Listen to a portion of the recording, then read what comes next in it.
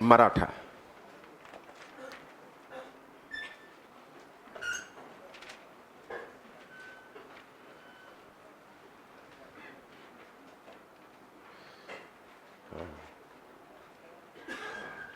तो देखो, मराठा के बारे में यह जानो कि मराठा एक जमींदार वर्ग से संबद्ध था, और जिस तरह राजस्थान में राजपूत जमींदार वर्ग से जुड़े हुए थे, उसी प्रकार मराठा भी जमींदार वर्ग से जुड़े हुए थे। और जब एक संगठित साम्राज्य का विघटन हुआ, या उत्तर और दक्षिण दोनों शक्तियां जब, जैसे उत्तर में दक्षिण के राज्य में उत्तर का हस्तक्षेप हुआ और दक्षिण के राज्य कमजोर पड़े, तो उसका फायदा उठाकर मराठा राजस्व अधिकारियों ने धीरे धीरे अपने शक्ति ग्रहण करनी शुरू कर दी।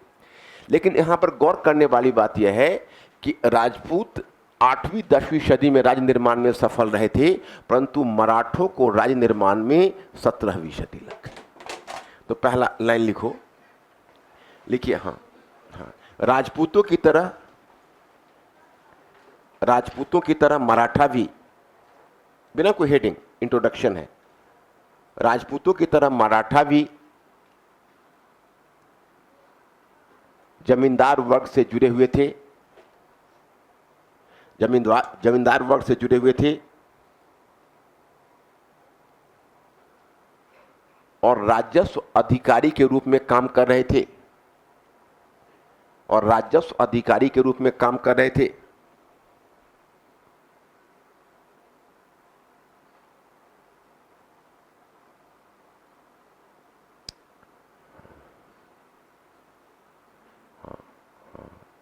देखिए, हाँ,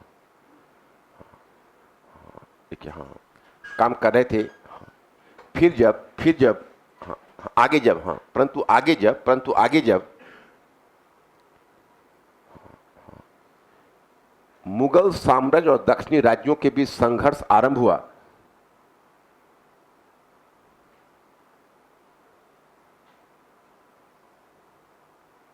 मुगल साम्राज्य और दक्षिणी राज्यों के बीच संघर्ष आरंभ हुआ, तो इसका फायदा उठाकर मराठे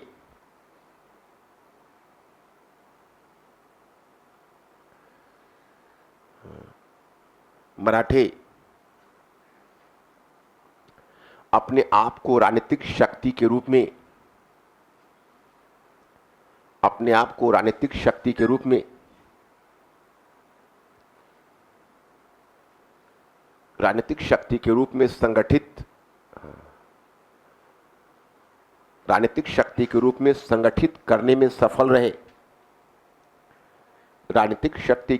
संगठित करने में सफल रहे,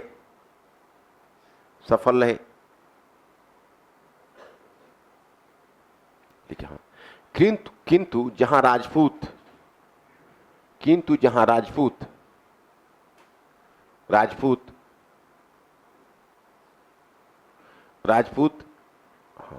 8वीं 10वीं सदी में, आठवीं दसवीं सदी में 8वीं 10वीं सदी में 8वीं 10वीं सदी में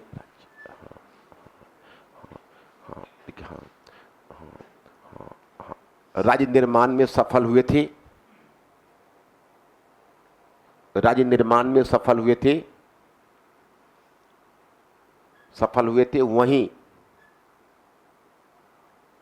वहीं मराठों को 17वीं सदी तक प्रतीक्षा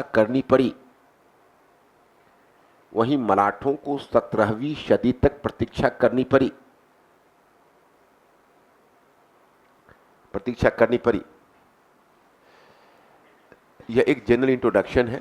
ओके, तो ये मराठा का परिचय है। अब हम लोग इस तरीके से बढ़े, क्योंकि तुम लोगों ने तो मैटर में पढ़ा होगा, तो उसको एक लंबा भी दिया है, क्लास वाले भी छोटे छोटे करके टाइप करके आपको दिया हुआ है, तो वो सारी बातें वहां पर दी हुई है। अब उसको क्वेश्चन के शेप में ढालना, ये चुनौती है हमारे लिए, समझ रहे हो।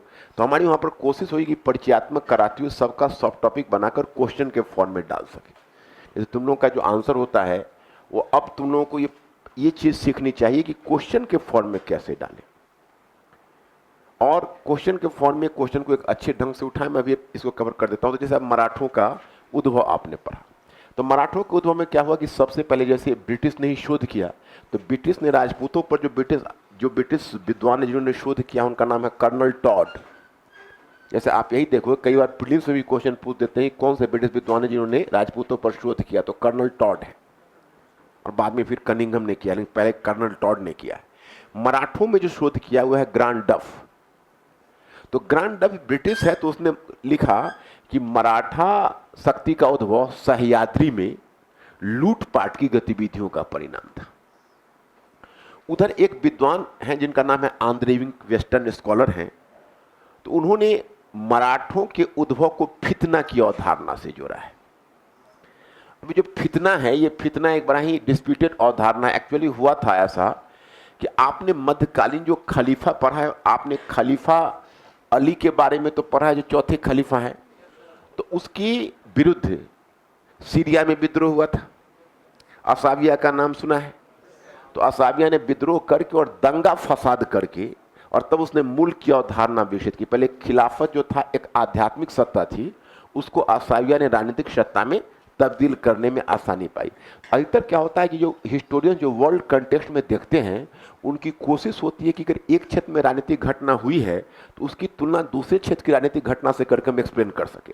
जैसे आप इसे पीछे देख चुके हो कि इसे पीछे जब मैंने आपको पूर्व मध्यकाल में बताया था, जो आपका पार्ट 2 ही था, उसमें बहुत सारे लोग मौजूद नहीं होंगे, वो पार्ट 2 का अंतिम, जिसमें मैंने खंडित राजा की अवधारणा बताई थी, तो हमने बर्टेनस्टीन को कोट किया था, और हमने बताया था कि जो बर्टेनस्टीन है उसने अलूरी समाज का अध्ययन किया था, और अलूरी समाज का अध्ययन करके फिर बर्टेनस्टीन ने निर्धारित किया था कि भाई ये अलूरी समाज में चूंकि खंडित राज्य ऐसे बना था, इसलिए भारतीय समाज में भी खंडित राज्य इस प्रकार से, मैंने भारत में, दक्षिण भारत में भी खंडित राज्य इस तरह से विकसित हुई। तो यहाँ पर जो उनकी अवधारणा है, तो उसको भी हम लोगों ने खंडन किया था। अब ये जो आंद्रे विंक है, इन्होंने इब्ने खल्दून नामक एक मुस्लिम विद्वान था, इब्ने खल्दून नाम है उसका, जैसे हमारा तुम्हारा नाम है, तो इब्ने खल्दून ने इस्लाम का अध्ययन किया था, और अली के अगेंस्ट में असाबिया के विद्रोह को एक तरह से अध्ययन करके ये दिखाया कि जिस तरह असाबिया के विद्रोह के बाद मुल्क की परिकल्पना आई, उसी प्रकार से मराठों ने दंगा फसाद दक्षिण में करके और तब राज्य की स्थापना की। तो ये दोनों विचार खंडित है, दोनों विचार में कोई इंप्रेसिव विचार नहीं। तो उसके बजाय आपको लेना पड़ेगा कि मराठों का उद्भव एक जटिल प्रक्रिया का परिणाम था। तो एक कारक तुम ले लोगे भौगोलिक कारक, और जब तुम भौगोलिक कारक लोगे तो उसमें दो पक्ष केवल तुम ध्यान रखो। एक तो ये जो मराठवाड़ा का क्षेत्र है वो प्राकृतिक दृष्टि से बड़ा सुरक्षित था, नेचुरल फोर्ट्रेस वहां था, क्योंकि 3 पहाड़ियां थी, सह्याद्री की पहाड़ी थी, सतपुरा की पहाड़ी थी और बिंद की पहाड़ी थी, वो तीनों ने इसको घेर रखा था। अब यहाँ पर कोई अगर संगठित सेना आना चाहती तो उसको बड़ी कठिनाई होती, इसलिए मराठे जब अपने पहाड़ों में छिपकर जब गुरिल्ला पद्धति से वॉर शुरू कर देते थे तो मुगल एम्पायर के लिए दबाना संभव नहीं होता था। तो ये जो प्लस पॉइंट है आपको ध्यान रखना है। दूसरा क्या है कि कई बार देखोगे ब्लेसिंग इन डिस्गाइज या अभिशाप भी वरदान बन जाता है। जैसे बिहार में एक जगह है बरहिया टाल, तो वहाँ पर तो देखोगे नॉर्मली, अब तो खैर बहुत स्वीप आउट हो गया क्योंकि उस क्षेत्र में समृद्धि आ गई, तो उसमें टाल होता था, वहाँ में खेती बस वर्ष में 3 महीने होती थी, और उसके बाद बाकी लोग बड़ा लाइफ वहाँ टफ होता था। टाल में जो खेती करने जाए तो वहीं पर सांप है, व्यक्ति है, सब साथ सो रहे हैं, वो सिचुएशन होता था। तो वहाँ के लोग कुछ अतिरिक्त साहसी हो गए। तो बिहार में तुम देखोगे कि बहुत सारा जो समय बरहिया टाल के नाम से लोग डरते थे, कांपते थे। जो बिहार में जो क्रिमिनलाइजेशन हुआ तो सबसे पहले वहीं पर अत्याधुनिक हथियार से लेकर हर तक बरहिया टाल इतना बड़ा खौफ था कि यहाँ से जब समाजवादी आंदोलन दिल्ली से गया था, कार्यानंद शर्मा, राहुल सांकृत्यायन, पंचानंद शर्मा, ये सब जब गए थे वहाँ बरहिया टाल के मूवमेंट में, तो बरहिया के जमींदारों ने उनको पीट के भगा दिया था। और पीट के भगाया था तो उसमें श्री कृष्ण सिंह की सरकार के लिए बिहार में समस्या हो गई थी, क्योंकि सब कांग्रेस समाजवादी दल के लीडर थे और अपने ही घर के अंदर वही लड़ाई वाले। वही बात हो गई कि जैसे अब एनडीए की गवर्नमेंट है, उधर आरएसएस है, और आरएसएस कोई ऐसा मतलब एक्टिविटीज करता है, और कोई बीजेपी की सरकार है किसी और उस प्रोविंस में कोई दबा देता है उसको, तो उसमें गवर्नमेंट के लिए बहुत बड़ा चैलेंज हो जाता है। तो वही बात समाजवादी पार्टी का, कांग्रेस समाजवादी पार्टी भी कांग्रेस का ही पार्ट था, और चीफ मिनिस्टर भी कांग्रेस के ही थे, श्री कृष्ण सिंह। और ये घटना हो गई कार्यानंद शर्मा, राहुल सांकृत्यायन वगैरह के साथ। तो वो मैं एक जस्ट उदाहरण बता रहा हूं। तो मराठवाड़ा क्षेत्र में क्या था, जो मराठी थे बड़ी मतलब संघर्ष की जिंदगी जीते थे, भूमि उपजाऊ नहीं थी, शिल्प उद्योग विकसित नहीं थे, व्यापार के लिए भी जगह उपयुक्त नहीं था। तो उन लोगों का जो लाइफ टफ था, हार्ड था, वो जो हार्डशिप लाइफ का था, उनको अतिरिक्त साहसी और उद्यमी बना दिया। तो भौगोलिक कारक से दो चीज तुमको ले लेना है, याद ही हो गया होगा। अब तुमको दूसरा कारक में कुछ नहीं, महाराष्ट्र धर्म लेना है। और महाराष्ट्र धर्म जहां मैंने पढ़ाया हुआ है आपको, वहां पर मैंने बताया हुआ कि महाराष्ट्र धर्म किस प्रकार से मराठा राज्य के उद्भव में प्रतिफलित हुए, कैसे महाराष्ट्र संतों ने जाति विभाजन को दरकिनार कर और एक सामूहिक सांस्कृतिक पहचान दी, और वो पहचान थी मराठी। और फिर मराठा भाषा साहित्य का पुनर्जागरण लाकर उन्हें एक भाषा भी दी, उन्हें एक तरह की सांस्कृतिक एकता प्रदान की। तीसरा मैंने बताया कि शिवाजी जैसे जो नेता उद्भव हुआ, उन्होंने इस स्थिति का फायदा उठाकर जो कुणबी और मावले सैनिक थे, जो निम्न जाति के लोग थे, उनको सेना में संगठित किया, जो अदरवाइज संभव नहीं था। चौथा मैंने आपको बताया कि जहां हिंदू धर्म सहिष्णु होता था, वहीं महाराष्ट्र धर्म जैष्णु था। और last but not the list, जब मराठों का संघर्ष मुगल साम्राज्य से हुआ तो उनकी आंतरिक एकता और मजबूत हो गई। और संघर्ष में, जैसे हमें अगर राष्ट्र बनाया, तो क्या ब्रिटिश के विरुद्ध संघर्ष ने हमें राष्ट्र नहीं बनाया? जैसे हमारे यहाँ जो राष्ट्रवाद, आज मैं राष्ट्रवाद पर एक लेक्चर देने वाला हूँ जो बाइलिंगुअल रहेगा, 12 बजे ओपन रहेगा, और वो यूट्यूब चैनल पर द स्टडी का। आप लोगों को इसे मैं बताना भूल गया था। अब अपने जो स्टडी है उसमें मैं थोड़ा एक्टिव वहाँ के साइट पर हो रहा हूँ। आप लोग का मीडियम समाप्त हो रहा है, तो मैं book review, time to time कुछ जो अच्छे बुक आते हैं उसके आर्टिकल्स, बीच बीच में लेक्चर्स वो मेरा जाता रहेगा। तो आप सभी लोग उसको सब्सक्राइब कर लीजिए, ताकि जो भी कोई नई चीज़ डले आपको ऑटोमेटिकली सूचना मिले। है कि नहीं आप? हाँ। तो आज मैं उस पर नेशनलिज्म पर बाइलिंगुअल में एक लेक्चर दूंगा, जिसमें वर्तमान तक उसको लाऊंगा। उसके बाद मैं सोच रहा हूँ जैसे कभी बुक रिव्यू है, अब बच्चे जैसे पूछते हैं, अब जैसे आपका मुगल है, मुझे ध्यान है मुगल में, अब हम जब फिर एक बार परखेंगे तो हमको लगेगा कि एक दो चीज़ें उसमें और अगर डल जाता तो थोड़ा सेफ्टी हो जाती। तो वो हम कहाँ डालेंगे? तो हम साइट पर डाल देंगे। जैसे मुगल हरम, समझ रहे हो कि नहीं? क्योंकि रूबी लाल की बुक आई है इस बार नूरजहां पर, और तो मुगल हरम पर अभी तक नहीं पूछा है। ये गनीमत समझिए, किसी से मुगल हरम की भूमिका पूछ देंगे। जैसे इस बार संस्कृत हम 2 साल से गेस कर रहे थे, तो संस्कृत इस बार पूछा, मुगल हरम भी इंपॉर्टेंट है। मुगल हरम की राजनीतिक मुगल हरम की राजनीतिक और सांस्कृतिक भूमिका, या मुगल हरम की राजनीतिक, आर्थिक और सांस्कृतिक भूमिका, ऐसा करके वो क्वेश्चन पूछ सकते हैं। मतलब मुगल काल में राजनीतिक, आर्थिक और सांस्कृतिक, जैसे मुगल हरम की भूमिका को निर्देशित कीजिए, तो वो मैं उसी पर डाल दूंगा, आप लोग उसको देख लीजिए। समझ रहे हो? तो टाइम टू टाइम मैं वो चीज़ों को डाल दूंगा। आज मैंने 12 बजे रखा है वो लेक्चर, जो आप लोगों में फ्री हो वो देख सकते हो। तो मतलब आप एक सांस्कृतिक कारक को ले लेगे, और तीसरा कारक तुम ले लेना, वो है मुगल और दक्षिणी राज्यों का संघर्ष। मुगल और दक्षिणी राज्यों के संघर्ष ने जो खालीपन पैदा किया, वो खालीपन को भरने में स्वयं जो मुगल और दक्षिणी राज्यों ने एक प्रकार का खालीपन पैदा किया, उस खालीपन को भरने के लिए स्वयं मराठा आगे बढ़ गए। तो एक कारक यह तुम्हारा हो जाएगा, और एक कारक तुम ले लेना कि शिवाजी का कुशल नेतृत्व, क्योंकि शिवाजी के कुशल नेतृत्व के बिना भी यह संभव नहीं है। तो बच्चे, इस पर तुम्हारा 2 क्वेश्चन बन जाएगा। एक क्वेश्चन बन जाएगा मराठा शक्ति का उद्भव, और दूसरा क्वेश्चन बन जाएगा शिवाजी का उद्भव। तो इन दोनों प्रश्नों को ध्यान में रखकर आपको चलना होगा। तो नीचे आप पहले ब्रेक दीजिए और लिखिए मराठा शक्ति का उद्भव। तो मैंने मैटर में दिया हुआ है। तो हाँ, 22 अक्टूबर को जो ड्यू वाला लेक्चर है वो भी ओपन फॉर ऑल है, उसमें दूसरे प्रवक्ता भी रहेंगे, मैं भी रहूँगा। वो बेसिकली जीएस वर्ल्ड के बच्चों के लिए, उसमें एवरीबॉडी, तुम लोगों में कोई जाना चाहो तो most welcome, no problem at all. वो हंसराज में है और 22 अक्टूबर को है। और हाँ, मुगल हरम कब कराएंगे? मुगल हरम में उसी पर दे दूंगा। मैं कहाँ तक हरम कराता रहा हूँ, समझ रहे हो कि नहीं? अब तुम लोग देख रहे हो कि तुम लोग भी थकने लगते हो। मेरी क्या दिक्कत है? मेरी तो प्रॉब्लम ये होती है कि मैं तो चाहता हूँ कि तुम्हें कोई दिक्कत ना हो, एक एक चीज़ मैं कवर करवाना चाहता हूँ। तो उसमें कोई नहीं, कुछ चीज़ें ऐसी होती है कि थोड़ा सा मैटर पर भी रहे तो कोई ठीक नहीं है। और आप लोग इसमें देखो, अब इसमें है कि बहुत सारे टॉपिक, सब टॉपिक्स निकालते हैं, तो उतना अगर हम करने लगेंगे तो बहुत ज़्यादा टाइम लग जाता है। तुम लोगों का दिमाग डेवलप हो ही चुका है, पढ़ोगे तो समझ में आ ही जाएगा, समझ रहे हो ना? तुम छुट्टी के बाद जब घर से आओगे ना तो तुम साइट पर देख लेना मुगल हरम डला रहेगा, समझ रहे हो ना। अच्छा ठीक, हम भिजवा देंगे, ये भी ठीक है। तुम लोग का जो ग्रुप पर तो लिंक भी है ना। हाँ अच्छा, अगर अगर हाँ तो आप लोगों को मैसेज तो मैं जरूर डलवा दूंगा कोई भी चीज का। जब कोई भी चीज नया डलेगा तो आप लोगों का मैसेज जाता रहेगा। और तुम लोग भी थोड़ा सा कॉन्शियस रहना, अरे साइट पर तो रहते ही हो ना, तो उसको उसको देखते रहना, देखते रहने से कुछ नई चीज होगी क्या। हाँ कोई नहीं, कोई नहीं। और हाँ तो आप नीचे दिखिएगा तो हाँ डैश देकर लिखिएगा पॉइंट फर्स्ट।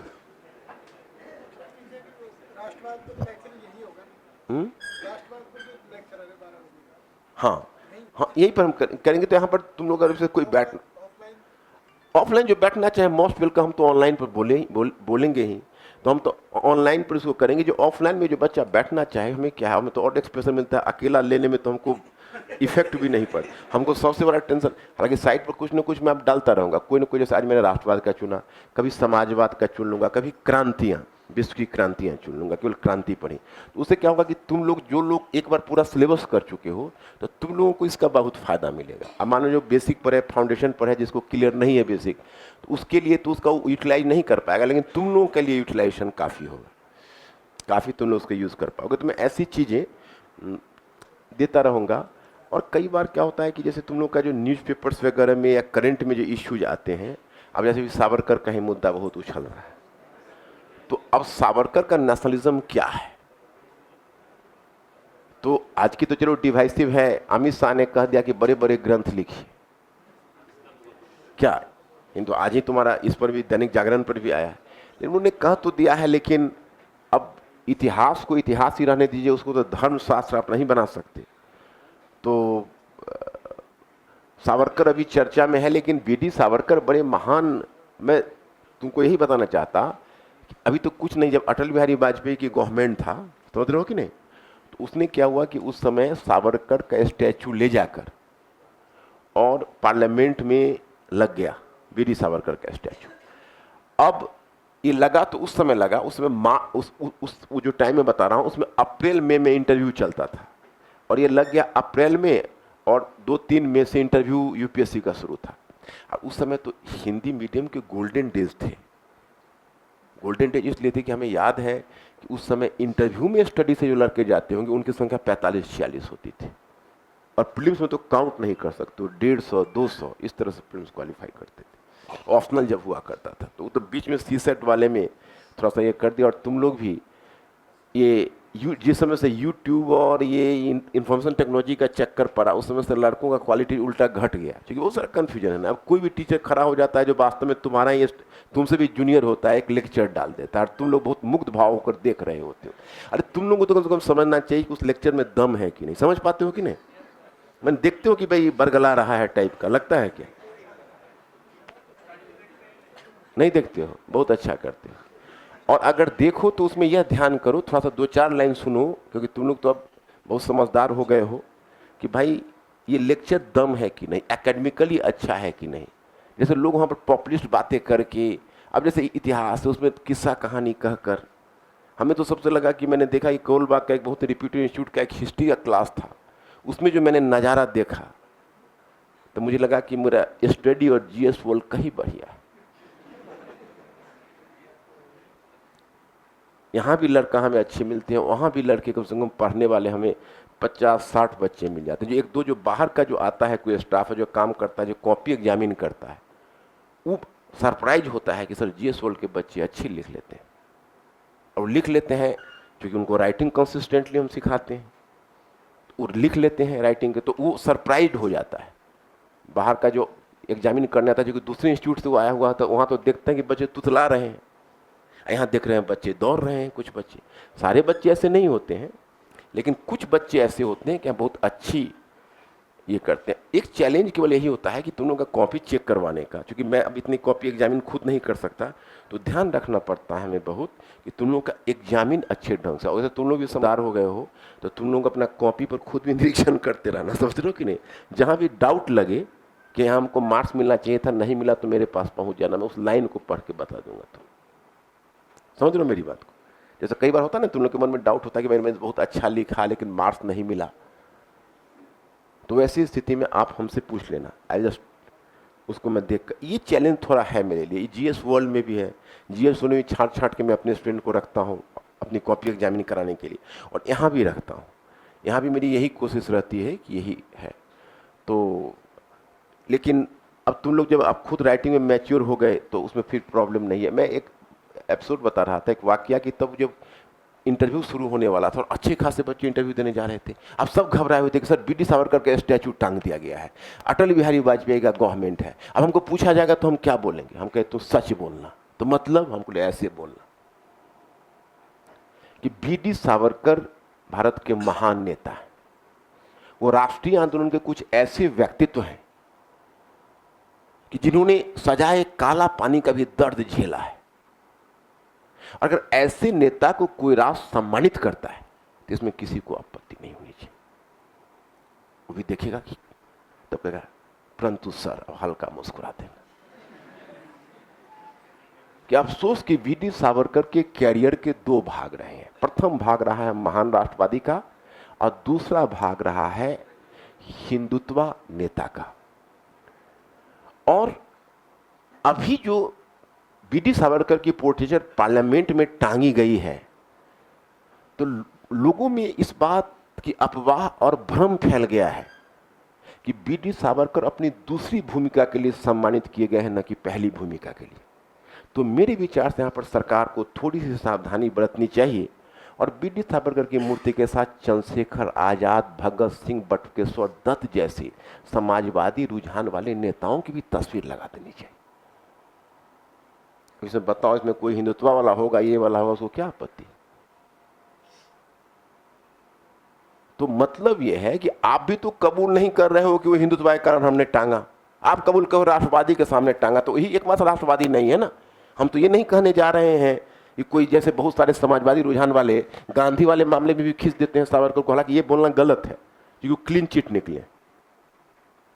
उस समय भी इसकी जांच पड़ताल हुई थी। वहां गवर्नमेंट तो उस समय कोई बीजेपी या एनडीए की नहीं थी, गवर्नमेंट तो कांग्रेस की थी, जवाहरलाल नेहरू और वल्लभ भाई पटेल, द होम मिनिस्टर और प्राइम मिनिस्टर, जो बहुत शॉक थे इस घटना से, और उन लोगों ने इसका पता करने की बड़ी कोशिश की, लेकिन नाथूराम गोडसे से डायरेक्ट उनका कोई कनेक्शन नहीं पाया गया, और इसलिए उनको क्लीन चिट दिया गया। तो आज अगर कोई बी डी सावरकर को गांधी वाले मामले में इंप्लीकेट करता है तो मैं समझता हूं यह कोई उचित तर्क नहीं।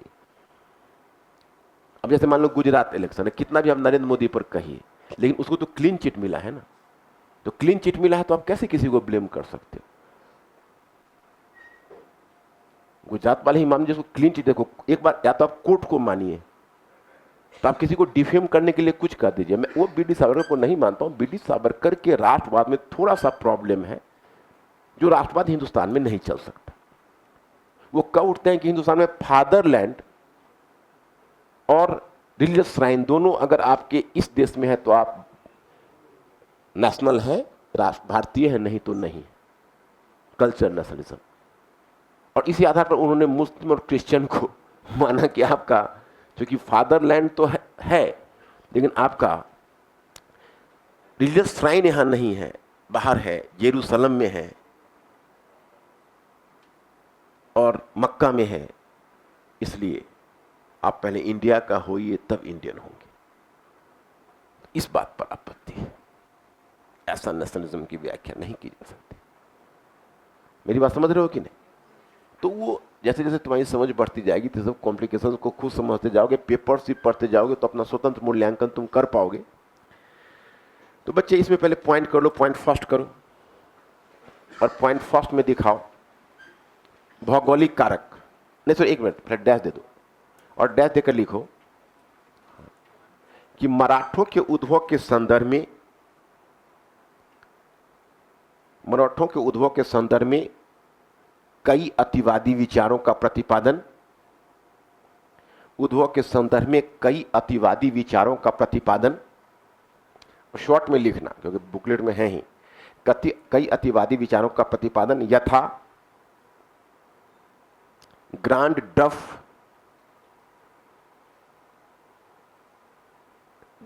डफ ने इसे सह्याद्री के ग्रांड डफ ने इसे सह्याद्री के जंगलों में, ग्रांड डफ ने इसे सह्याद्री के जंगलों में लूटपाट का परिणाम माना था, लूटपाट का परिणाम माना था। तो आंद्रे विंक ने फितना के संदर्भ में इसकी व्याख्या प्रस्तुत की, फितना के संदर्भ में इसकी व्याख्या प्रस्तुत की। अब फितना में पड़ोसी को भी क्या झांक रहे हो,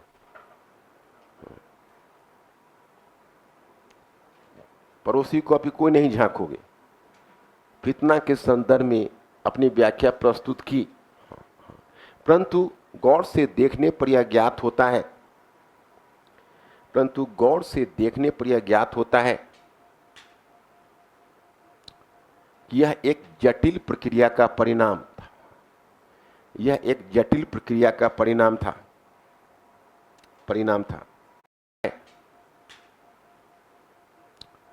कि यह एक जटिल प्रक्रिया का परिणाम था, यह एक जटिल प्रक्रिया का परिणाम था, परिणाम था,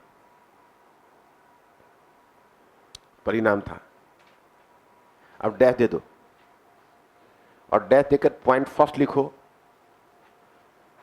भौगोलिक कारक,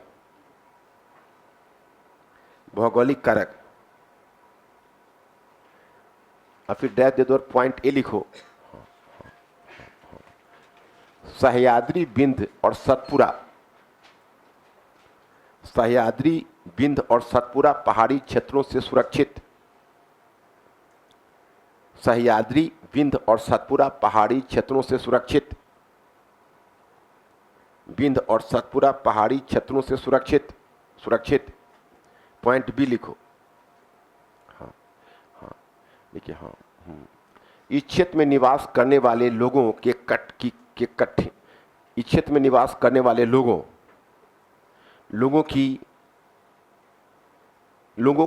की कठिन जीवन पद्धति, कठिन जीवन पद्धति के कारण अतिरिक्त उद्यमशीलता, अतिरिक्त उद्यमशीलता को प्रोत्साहन, अतिरिक्त उद्यमशीलता को प्रोत्साहन, अतिरिक्त उद्यमशीलता को प्रोत्साहन। पॉइंट नंबर सी, सी नहीं, point number two, point two, Maharashtra धर्म की भूमिका, महाराष्ट्र धर्म की भूमिका। डैश देकर लिखिए पॉइंट ए, जाति व्यवस्था को कमजोर कर, जाति व्यवस्था को कमजोर कर एक सामूहिक मराठी पहचान, जाति व्यवस्था को कमजोर कर एक सामूहिक मराठी पहचान। पॉइंट बी, मराठा भाषा साहित्य का पुनर्जागरण, मराठा भाषा साहित्य का पुनर्जागरण। क्या तो नहीं लिखाना संभव होगा, तेज नहीं बोलूंगा तो फॉलो करो। मराठा भाषा साहित्य का पुनर्जागरण। पॉइंट सी लिखिए, लिखिए, हाँ हाँ हाँ लिखिए, हाँ लिखिए शिवाजी, हाँ शिवाजी, सी लिखा, सी बोला है ना, हाँ शिवाजी, हाँ हाँ हाँ जैसे प्रगतिशील, शिवाजी जैसे प्रगतिशील नेतृत्व के द्वारा निम्न जाति को संगठित कर सैन्य ढांचा का निर्माण, निम्न जाति को संगठित कर सैन्य ढांचे का निर्माण, सैन्य ढांचे का निर्माण, निर्माण।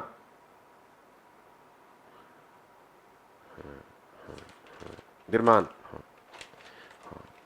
नेक्स्ट पॉइंट, पॉइंट डी लिखिए, हाँ कि मराठवाड़ा क्षेत्र में, मराठवाड़ा क्षेत्र में अभूतपूर्व रूप में, मराठवाड़ा क्षेत्र में अभूतपूर्व रूप में मानव शक्ति का संगठन, अभूतपूर्व रूप में मानव शक्ति का संगठन,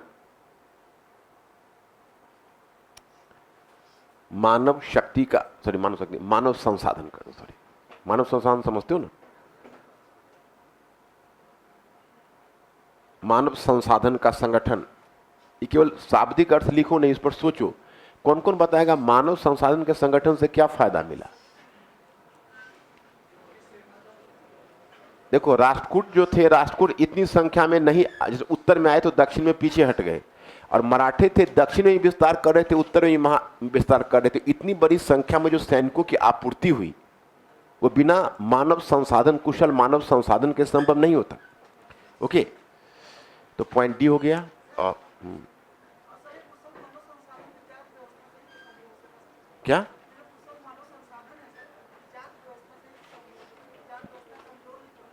हाँ, तभी तो उसी से जुड़ा हुआ है। हाँ।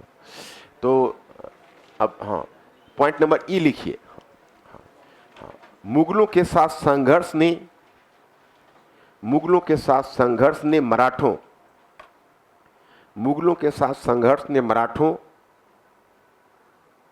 को अतिरिक्त एकता प्रदान की।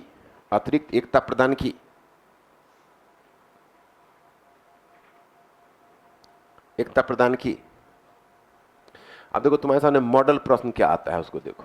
लिखो मॉडल प्रश्न, और मॉडल प्रश्न में डैश देकर लिखो